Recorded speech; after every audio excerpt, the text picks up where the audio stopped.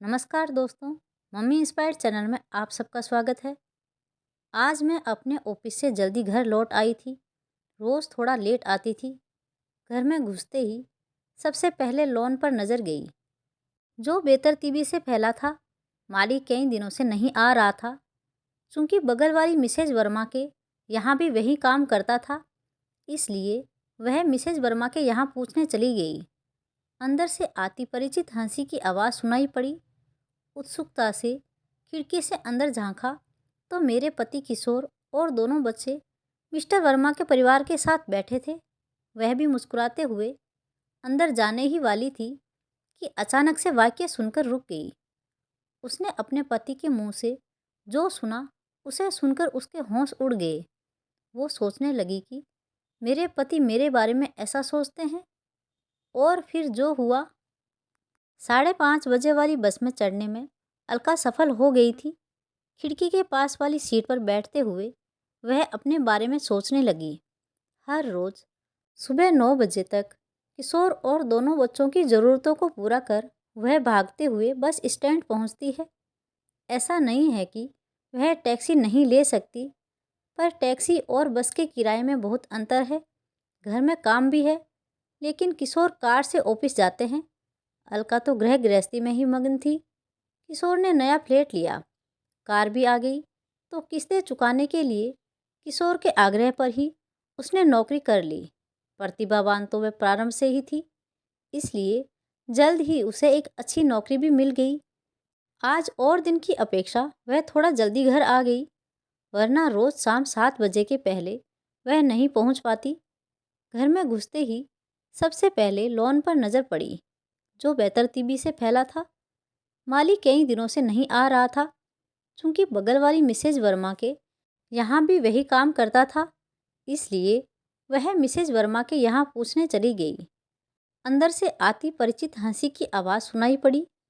उत्सुकता से खिड़की से अंदर झांका तो किशोर और दोनों बच्चे मिस्टर वर्मा के परिवार के साथ बैठे थे। वह भी मुस्कुराते हुए अंदर जाने ही वाली थी कि अचानक से यह वाक्य सुनकर रुक गई। अपने नसीब में ये सब सुख कहाँ। अलका को हमारा ध्यान ही कब रहता है। जब घर में रहती है तो सारा समय इधर उधर ही करती रहती है।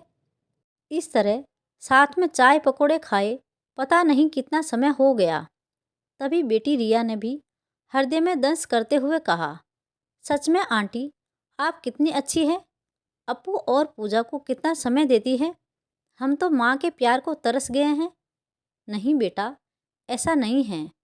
उनका और मेरा कार्य क्षेत्र अलग है, इसलिए वह समय नहीं दे पाती। मिसेज वर्मा ने अलका की सहेली होने का धर्म निभाया। कम से कम कोई कटु वाक्य तो नहीं कहा। अलका मालिक को तो भूल ही चुकी थी। उसकी जीवन बगिया में इतने कांटे हैं, इसकी तो उसे भनक भी नहीं थी। दरवाजे का ताला खोलकर वह सोफे पर धम से बैठ गई। अलका अनवरत रो रही थी। हृदय में आघात हुआ था।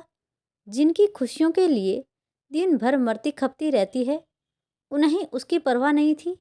और किशोर, कितनी विनती करके उसने अलका को नौकरी के लिए मनाया था। थोड़ी देर में किशोर और बच्चे आ गए। अरे, आज तुम जल्दी आ गई। सब ठीक तो है? चेहरा उदास क्यों है? किशोर की सहानुभूति अलका को खोखली लगी। रात भर अलका ठीक से सो नहीं पाई। उसने सोच लिया था कि वह नौकरी छोड़ देगी। ऑफिस में भी वह तनाव में थी।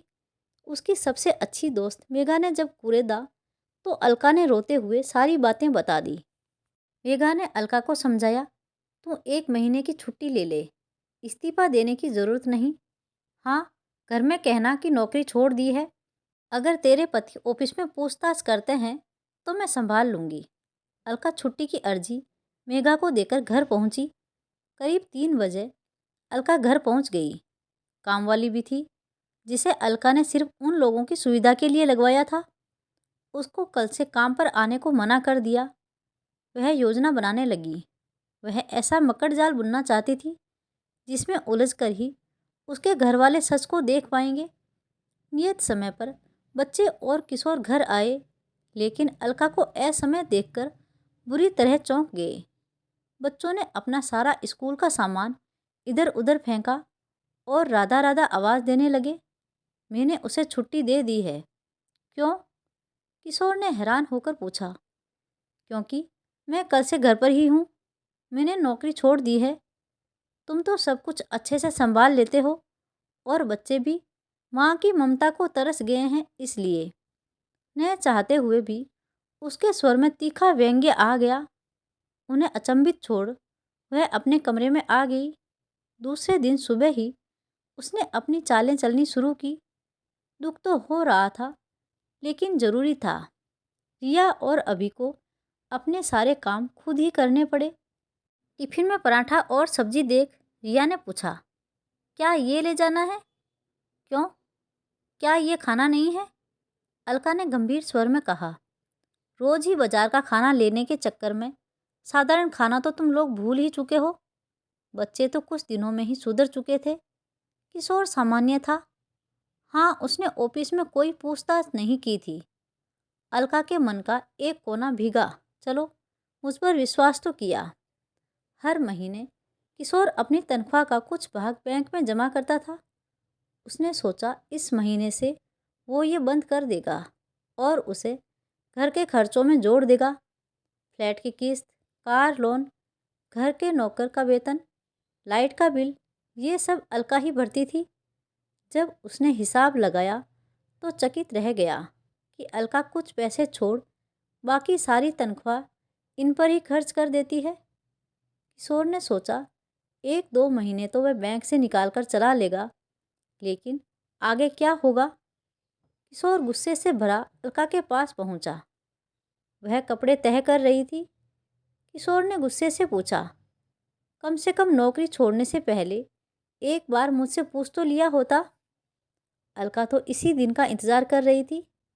शांत रहते हुए उसने उत्तर दिया, मेरे बारे में कौन सोचता है? किशोर, तुम्ही ने तो मिसेज वर्मा से कहा था कि मैं शौकिया नौकरी करती हूँ, तो अब तुम्हें तकलीफ़ क्यों हो रही है? बच्चे तेज आवाज़ सुनकर कमरे में आ गए। तुम्ही ने मुझे नौकरी करने को कहा था। मेरी भी कुछ इच्छाएं हैं। मैं हर रोज़ बस से ऑफिस आती जाती हूँ। जिस कार की किस्तें मैं हर महीने दे रही हूँ, उसमें मैं कितनी बार बैठी हूँ शायद मुझे याद भी नहीं। हर रविवार को घर की सफाई, तुम लोगों की चीज़ें व्यवस्थित करना, सारे हफ्ते के कपड़े ठीक करना, खाना बनाना, ये सारे काम मैं खुद ही करती हूँ। तुम तीनों ये कहकर बाहर चले जाते हो कि आज तो इनका सफाई अभियान है। क्यों? क्या किसी रविवार को तुम लोग मेरी सहायता नहीं कर सकते? कभी मेरे खर्चों का हिसाब लगाया? आज जब खर्चे लेकर बैठे तो तुरंत मेरी याद आ गई और मेरी खबर लेने चले आए। इन बच्चों के लिए प्राय तरह तरह की चीज़ें ले आती, सिर्फ अपना अपराध बोध कम करने के लिए, क्योंकि इन्हें समय नहीं दे पाती थी। पर जो ऐशो आराम की ज़िंदगी ये जी रहे हैं, वैसी मैं और तुम नहीं जिए हैं किशोर। फिर इन्हें भी संघर्ष करने दो। फ्लैट, कार, ये सारी चीज़ें मैंने तो नहीं कहा था एक के बाद एक लेने को। अलका हाँफ रही थी। किशोर भौचंग खड़ा था। सच में अपनी अलका के प्रति वह कितना निष्ठुर हो गया था। उसकी ज़रूरतों का कोई ख्याल ही नहीं रहा। किशोर ने अलका का हाथ पकड़ते हुए कहा, मुझे माफ़ कर दो, बस एक बार मौका दे दो, मैं सारे खर्चे वहन करूँगा। अलका शांत हो चुकी थी। बच्चे उसके पास खड़े थे। मैंने नौकरी नहीं छोड़ी, छुट्टी ली है। सब कुछ पूर्ववत ही चलेगा। मैं तो सिर्फ तुम लोगों को सच दिखाना चाहती थी, अपने प्यार का एहसास कराना चाहती थी। वो सोच रही थी, इस्तीफा न देकर उसने अच्छा ही किया। आखिर इन लोगों को वह बीच मझधार में तो नहीं छोड़ सकती। ये उसके अपने ही तो हैं। तो दोस्तों, आपको ये कहानी कैसी लगी? कमेंट बॉक्स में अपनी राय ज़रूर दीजिएगा और कहानी अच्छी लगी हो तो वीडियो को लाइक, शेयर और सब्सक्राइब करना ना भूलें। मिलते हैं एक और नई कहानी के साथ। बहुत बहुत धन्यवाद।